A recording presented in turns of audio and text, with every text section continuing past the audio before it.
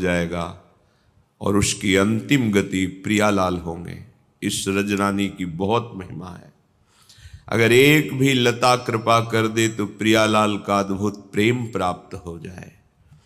अगर रसिक महापुरुषों की दृष्टि पड़ जाए और उनके वचनों के अनुसार जीवन बना लो तो बड़े बड़े ऋषि मुनियों द्वारा वांछित जो प्रेम रस है वो आपके हृदय में स्फुरित हो जाए। ऐसी पावन भूमि में हमें अवसर मिला है अपने जीवन को सुधारने का। ये जो हमारे अंदर अहंकार पूर्वक आसुरी बुद्धि प्रेरणा देती है कि हम दूसरे की हिंसा कर कर, दूसरे का धन छीन कर, दूसरे को दुख देकर हम सुखी हो सकते हैं, अधर्माचरण से, चोरी से, व्यभिचार से, छल कपट से, तो विश्वास मानिए किसी और को दंड देने की जरूरत नहीं है। आपका कर्म ही आपका नाश कर देगा। रोज का रोज आपने जो कर्म किया है वो बलवान हो रहा है आपको दंड देने के लिए। जहां समय आया फिर तुम्हें कोई नहीं बचा सकता, वो कर्म ही तुम्हें हजारों की भीड़ में नष्ट कर देगा। एकांत में होंगे तो तुम्हारे हाथ से ही तुमको दंड दिला देगा। इसलिए सावधान रहिए। कोई भी विपत्ति हमको उतना दुख नहीं देती जितना हमारा पाप कर्म हमको दुख देता है। कोई भी संकट नहीं है। यदि आप धर्म पूर्वक चल रहे हैं तो आया हुआ संकट भी आपकी उन्नति का कारण होगा। यदि पापाचरण करके आपने बहुत सी सुख सामग्री एकत्रित कर ली है तो आप देख लेना परिणाम में ना वो सामग्री रहेगी, ना सामग्री भोगने वाला तुम्हारा परिवार रहेगा और ना तुम रहोगे। तुम्हारा कर्म तुम्हारा सर्वनाश कर देगा, कहीं भी ठौर नहीं मिलेगी। इसलिए प्यारे, भगवान ने कृपा करके बहुत बढ़िया दिव्य अवसर दिया। बार बार तो बनत नहीं यह संयोग अनूप, मानुष तन वृंदा विपिन रसिकन संग विविरूप। अत्यंत उदार करुणा वरुणालय श्यामा श्याम की उपासना। कैसी कृपा हो गई। मनुष्य शरीर श्रीधाम वृंदावन में बैठे हैं आप। यहां आने की भावना मात्र से पाप थर्रा उठते हैं। चाहे जिस भाव से आओ, ये धाम है अपना प्रभाव रखता है। वृंदावन ही प्रभाव सुनो, अपनो ही गुण देत, जैसे बालक मलिन को मात गोद भर लेत। जैसे अत्यंत वात्सल्यमयी माँ केवल ये देखती मेरा बच्चा है, मलिन है कि निर्मल है ये दूसरे देखते हैं, माँ नहीं देखती। ऐसे ही वृंदाटवी माँ हम सब उसके बच्चे ही हैं। जब हम किसी भी भाव से भागकर वृंदावन धाम आते हैं तो वृंदावन हमारा सुख संविधान करता है, हमारे पाप रूपी मल को नष्ट कर देता है, धो बहा देता है। बहुत बढ़िया सहयोग है, बहुत बढ़िया संयोग है। निकल चलिए इस माया के भयावने दलदल में, जहां हम निकलने की कोशिश करते हैं तो और धंस जाते हैं। जैसे हम अपने मन को कामादि से हटाने की कोशिश करते हैं, उतना ही भयंकर वेदना और प्रकट होती है। पर यदि आपने किसी महापुरुष के चरणों का आश्रय ले लिया और उनके बताए हुए नाम मंत्र का सुमिरन कर रहे, फिर ऐसा नहीं होगा। उसी दलदल से निकलने का सहज उपाय मिल जाएगा। जिस दलदल में हम निकलने के उपाय में फंसते जा रहे हैं, उसी दलदल में से हम निकल जाएंगे। ये नाम, ये मंत्र, ये उपासना पद्धति बहुत बड़ा संबल है जो भयावह माया भ्रमात्मक रूप पैदा करके हमको भ्रष्ट कर देती है। तो नाम ऐसा प्रकाश डालता है जैसे बाहर दूर पड़ी हुई अंधेरे में रस्सी सांप का भ्रम करके हमें भयभीत कर देती है, पर सीधे उसमें लाइट पड़े, प्रकाश पड़े तो दिखाई देता है नहीं नहीं ये रस्सी है, सांप नहीं है, आप बिल्कुल निर्भय हो गए। ऐसे ही माया नहीं है, केवल ब्रह्म है, केवल भगवान है, केवल प्रभु है। ये तब पता चलता है जब गुरु कृपा से हृदय में ज्ञान का प्रकाश होता है, तभी वो निर्भय, निशोक, निश्चिंत हो जाता है, क्योंकि सारे कर्म बंधन उसके छिन्न भिन्न हो जाते हैं और वो परमानंद में डूब जाता है। इसलिए बिल्कुल प्रमाद करने की आवश्यकता नहीं। ये 4 बातें सत्संग में आपने सुना भी है, पुनः हम बता रहे हैं कि आप कृपा करके कभी मत कीजिएगा।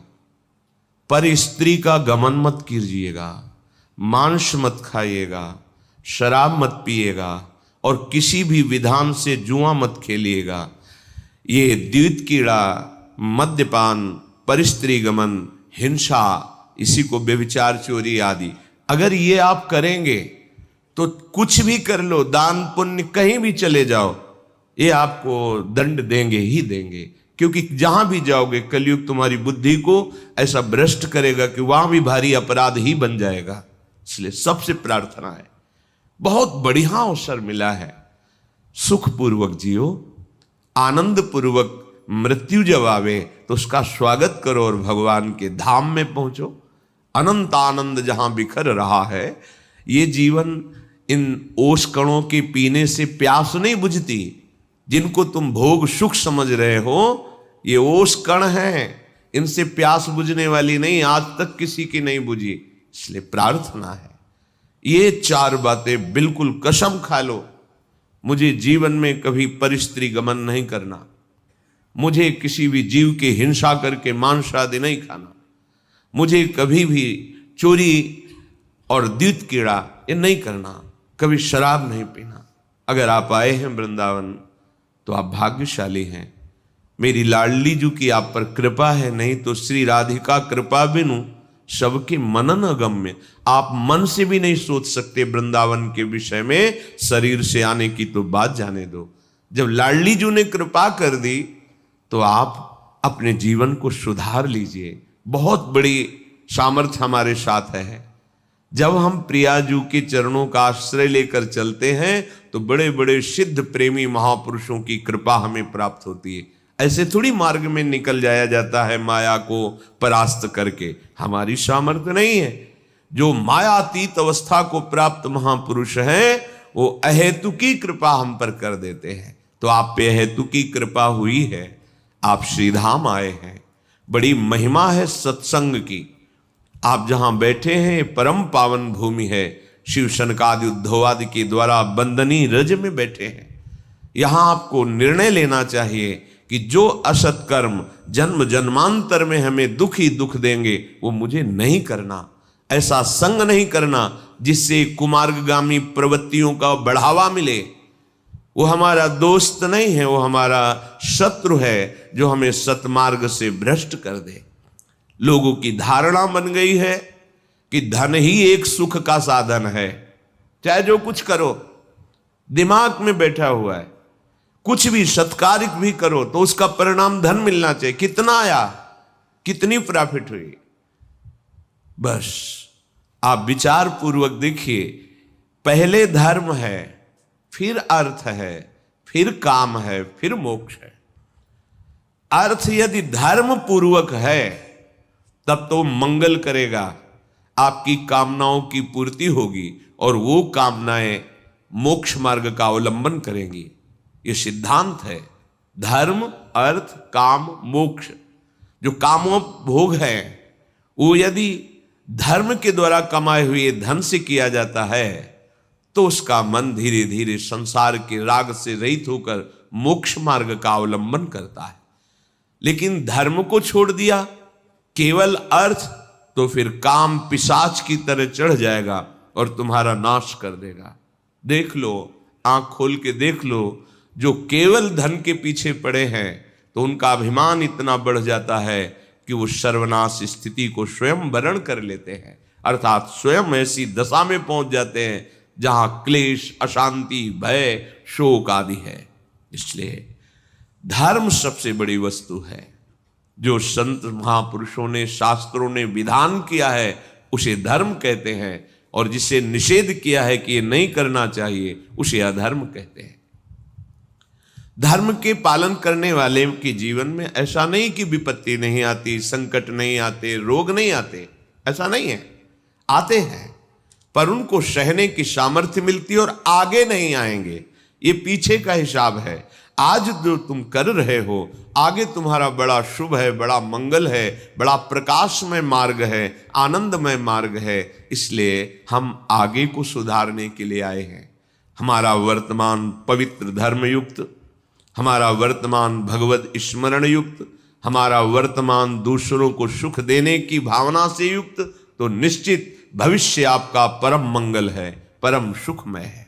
देखो भगवान के परम पावन भक्त पांडवजन सत्यनिष्ठ हैं, धर्मात्मा है, धर्म से चलते हैं। कितनी भारी विपत्ति आई है, जो चक्रवर्ती सम्राट पद पर अभिषिक्त हुए उन्हीं को 12 वर्ष का वनवास और 1 वर्ष का अज्ञातवास। कितनी कठिन परिस्थिति है। भयावह जंगलों में जहां कोई सुविधा नहीं है वहां जीवन व्यतीत करना है। और ऐसे सुविधा में रहने वाले सम्राट पद में जो हैं उनको कौन सी सुविधा दुर्लभ है। जिनके मित्र भगवान श्री कृष्ण हैं, जो सत्य को स्वीकार करके धर्म में आचरण करते हैं, उनके जीवन में ऐसी विपत्ति, तो अपने लोग तो विपत्ति लायक ही हैं। इसलिए विपत्ति में कभी घबराओ मत। यदि विपत्ति में धर्म का त्याग कर दोगे तो फिर ठीक नहीं रहेगा। संकट आया, विपत्ति आई, दुख आई तो और धैर्यपूर्वक उसको हमें सहना है और अपने भगवत चिंतन को, धर्म को नहीं छोड़ना है, तो आगे बड़ा मंगल होगा।